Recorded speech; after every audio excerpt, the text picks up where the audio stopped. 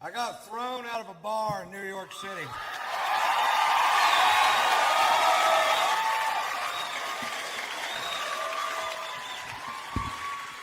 Now, when I say I got thrown out of a bar, I don't mean somebody asked me to leave.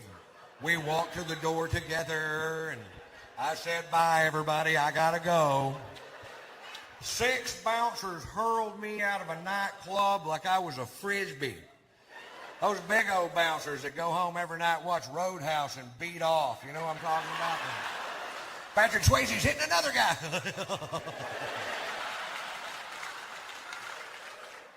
For wearing a hat. I walk into a bar with a hat on. This guy real pissy goes, took off the hat! I'm like, what's the deal? He goes, I'll tell you what the deal is. Faggots in this area wear hats. We're trying to keep them out of our club.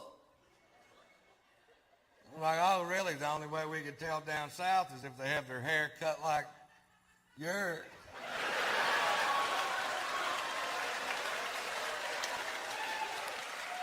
And he got all pissed. But he walked away, and I took the hat off, and like an hour later, I'd been drinking, and I forgot. You ever forget? It happened to me. I put the hat back on. The guy comes over to me. Now, I'm between 6'1" and 6'6", depending on which convenience store I'm leaving. I weigh 235 pounds. This guy comes over to me, poking me in the shoulder with 2 fingers, says, you're out of here. I'm like, I don't think so, Scooter. And I was wrong. They hurled my ass. And then they squared off with me in the parking lot, and I backed down from the fight because I don't know how many of them it would have taken to whip my ass. But I knew how many they were going to use. It's a handy little piece of information to have right there. Overkill. Well, they called the police because we broke a chair on the way out the door, and I refused to pay for it. The cops showed up, and at that point, I had the right to remain silent, but I didn't have the ability.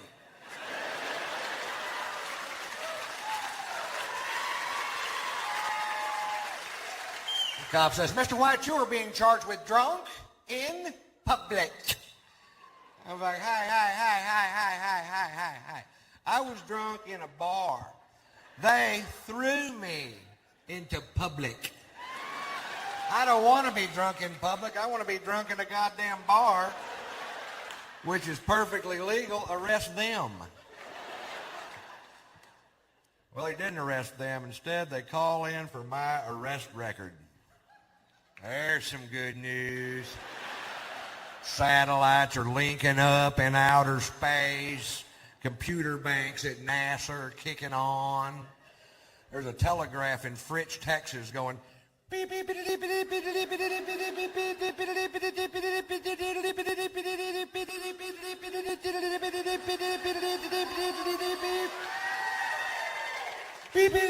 beep. This part takes a while.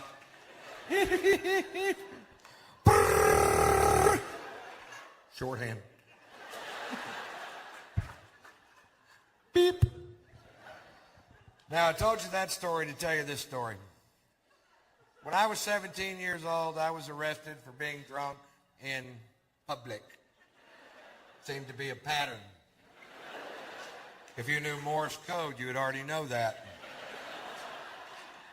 And one DWI, which was a bogus charge because it turns out they were stopping every vehicle traveling down that particular sidewalk. And that's profiling, I believe. The drunken public charge in Fritz, the arresting officer, who I had literally known all my life. You know what I mean? This guy lived 4 doors down from me in a town of less than 400 people. We've met. He takes me to jail. When we get there, he asks me if I have any aliases, and I was just being a smart ass and said, yeah, they call me Tater Salad.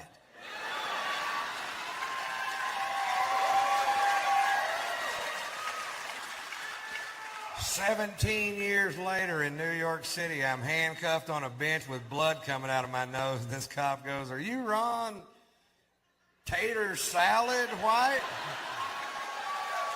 You caught me. You caught the tater. You can take down those roadblocks now. I call my son Tater Tot. And Poot.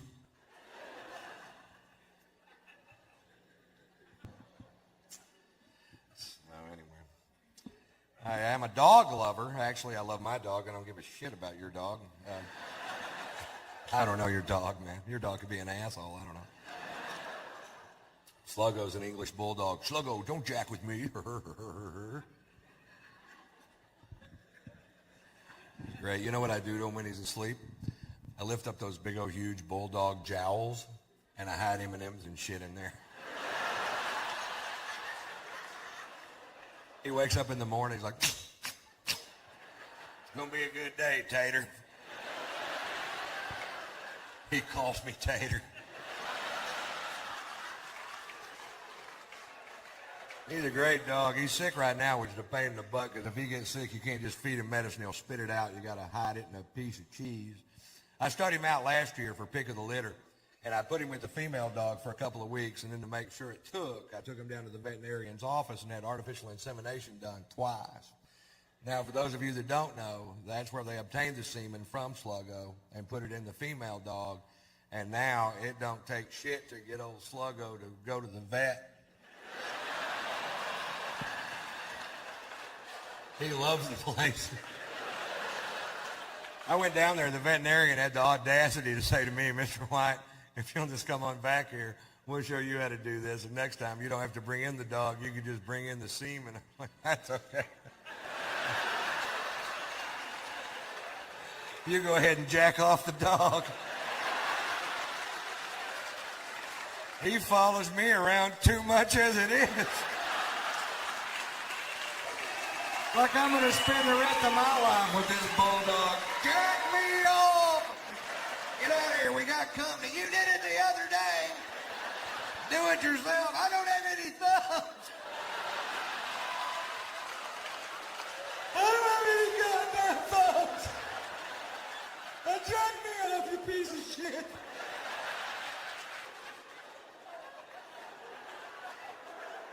Do we talk to Daddy that way? Please? Please jack me off, you piece of shit. I don't have any goddamn thumbs. Here's my Dr. Phil story. Every year, Doc and his family rent a yacht for 12 days in the Mediterranean, and that's their vacation. And it's the only way he can get away, you know, because he is the most famous person in America. He's the most recognizable face, 6'4", bald dome head, porn mustache. You can spot him from any fucking where. And because he seems so approachable on television, and he really is approachable, I mean, he's a sweetheart of a dude, but people are always, anytime he goes out in public, they're just, oh, what about this? And that's fine at first, but eventually it will eat the skin off your fucking bones if you can't walk out of your house without somebody going, hey, my brother-in-law's all fucked up in the head, and I was wondering if you could just sit out for just a second. Come back here, asshole! And that's exactly how it happens. I've seen it, and so that's what they do. Well, this summer, my wife and I went on vacation to France and Monaco, and I need a break too. Sometimes I do 140 cities a year. I do more dates than any other comic, more cities than any other comic working the day because I just love fucking doing it. And 20 minutes from now, nobody's gonna give a fuck about what I have to say. So. Like, while they do, I believe I'll do a lot of shows. Hey. So we're in France and Monaco and having a great time, man. We're just I'm really in love with my wife. She's so talented. We have a fun life together, and we're there. And then one day the phone rings and it's Doc, and he goes, "Aren't you guys in Monaco?" And I said, "Yeah." He goes, "We're going to be in Monaco tomorrow. Why don't you come party on the yacht?" And I said, fuck yeah. Which is what you say if somebody says, you want to come party on the yacht? You go, fuck yeah. In fact, let's try it one time. You want to come party on the yacht? Fuck yeah. I don't have a yacht. So I was like, yeah, fuck, this is great, man. We're excited. We were down there. We were staying at the Fairmont Hotel overlooking the little yacht harbor in Monaco. Very cool place. And we were down there looking at the yachts the day before, going, wouldn't it be cool if you knew somebody that had one of these things? You could just hop on it and fucking throw the fuck down. And it's everybody's yacht, man. This is yacht heaven. This is Steve Wynn's yacht, Prince Albert of Monaco's yacht. This is that Russian dude with the tiny giraffes.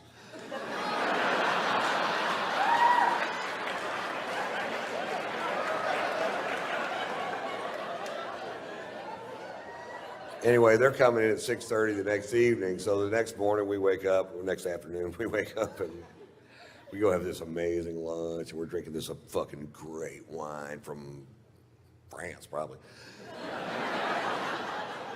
That'd be my guess if I had to guess, and I did have to guess. France. And we were just having a great day, sex, and just a fucking, and then we go down to the fucking harbor that evening at 6:30. Sure enough, Doc's backing in a 165-foot yacht. I'm not sure that's how they do it, but.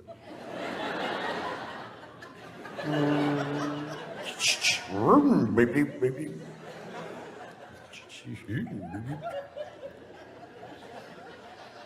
So the only way to get on the yacht is to walk on this gangplank to get on the yacht. And I'm walking on the gangplank going, nobody's stopping me. And we get on the yacht, and there's our friends from California halfway around the world. Are you fucking kidding me? How much fun are we having? I'm hugging everybody. There's a bunch of people on the yacht. Anytime I'm hugging you and I'm in a strange place, what I'm really doing is looking over your shoulder trying to find a bar. That's why I'm turning you.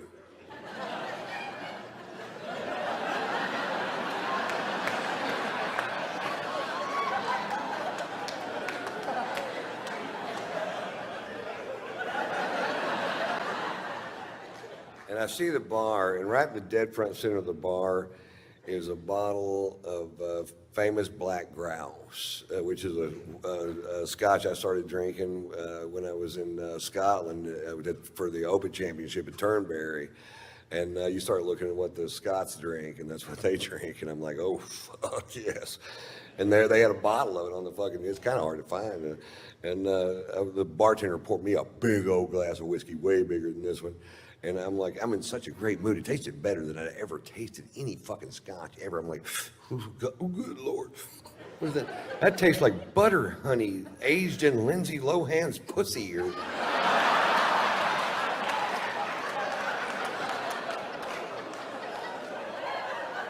It tasted so good, I decided to skip dinner and just have a couple more of them. I'm going to scare me up another one of these. How about one more? All right. I hadn't had a drink since lunch. I was fucking thirsty. I was going at it, you know. And Doc noticed I was really drinking hard, and he goes, boy, you're really drinking tonight, Ron. I said, yeah, Doc, some nights it just tastes like spring water. He goes, why don't you just drink spring water, Ron? I don't know. I'm not a fucking doctor.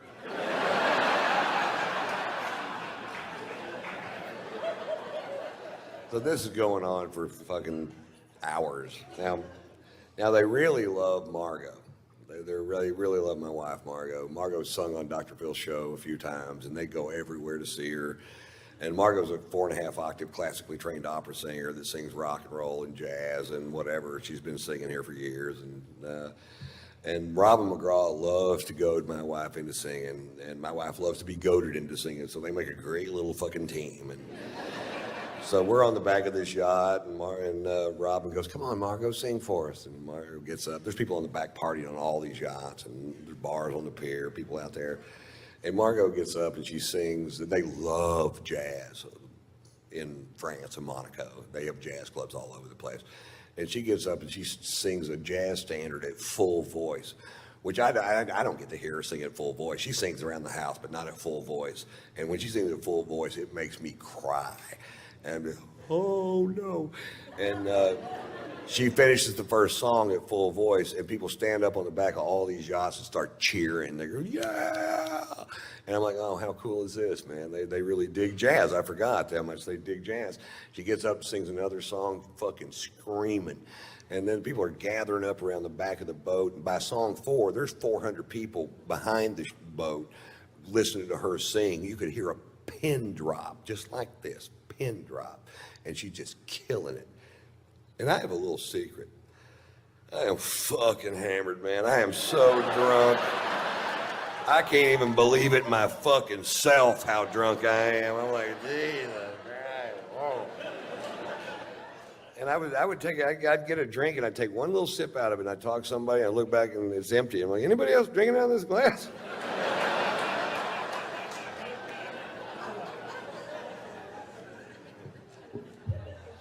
Miscalculation. Anyway, she does, I don't know, 7 or 8 songs, and she goes, okay, guys, that's enough. And she sits down, and Doc goes, well, Ron, you want to do something?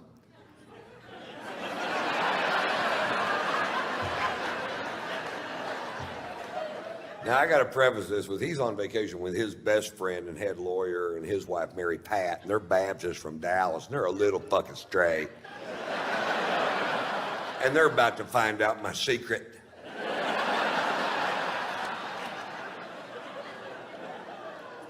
About 20 years ago, I was doing a bit that was so vile that I only did it for about a week, and I just quit doing it. I'm like, this is not the direction I want to take my crowds or my show. And I have no idea why I picked that night to dust her off and take her for a spin.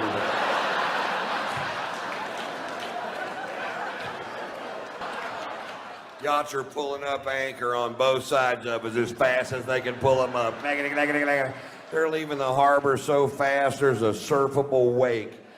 There's a stampede of tiny giraffes diving off the pier, swimming towards the ocean in certain death. People are pulling their kids off the pier. I went, I don't think they heard me. I'm going to do it again. Doc goes, that's enough out of you, Ron. And Margot's tapping me out. You ever been tapped out? Come on, baby, it's time to go. She's seen it. Come on, honey, let's just go back to the hotel. It's time for us to go. Come on, baby. Baby, let's just go back to the hotel. Come on, Ron.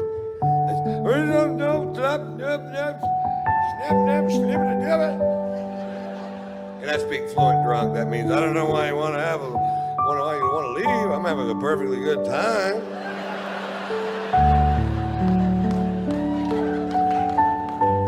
Turns out there was a consensus.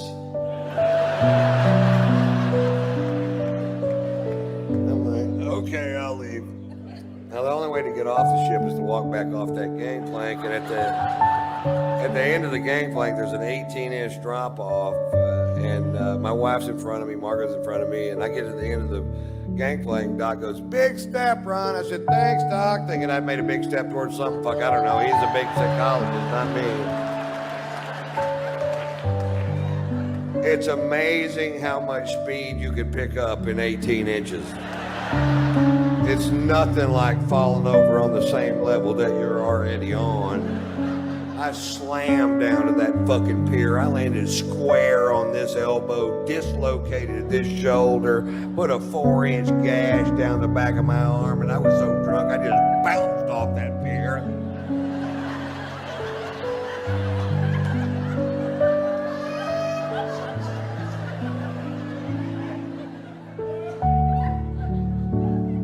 Fade to black.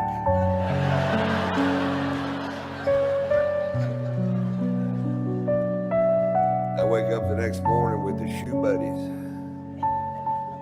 All I can do is lay there in bed and go, Shue Buddy.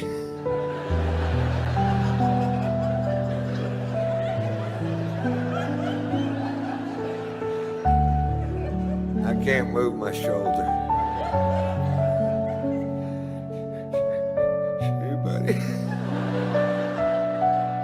My shirt stuck to my arm with blood and giraffe hair and whatever the fuck else you find on a pier.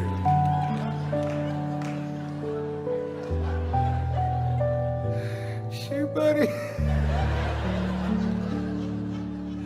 I have a wet Jolly Rancher in my armpit. Sour apple. Had to cut it out with a pair of scissors. You almost can't eat them after that.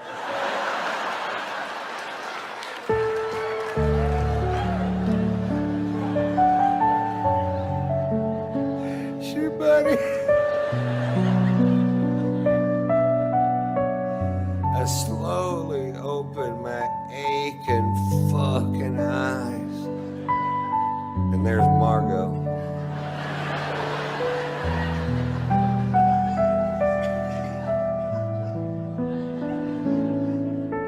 What happened? You got really drunk last night, Ron. What'd I do? Well, you did the tit fucking Mamie Eisenhower story.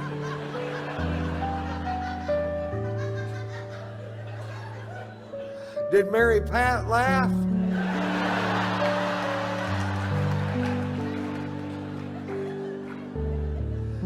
Mary Pat left is what Mary Pat did. Shue Buddy. You think they're gonna invite us back over to party on the yacht today?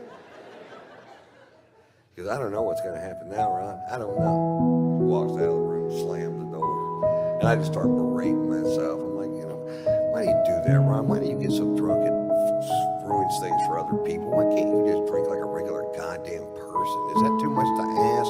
You have a wonderful son and a beautiful wife, a great career. Why don't you make some changes in your life that'll make a difference in the long run?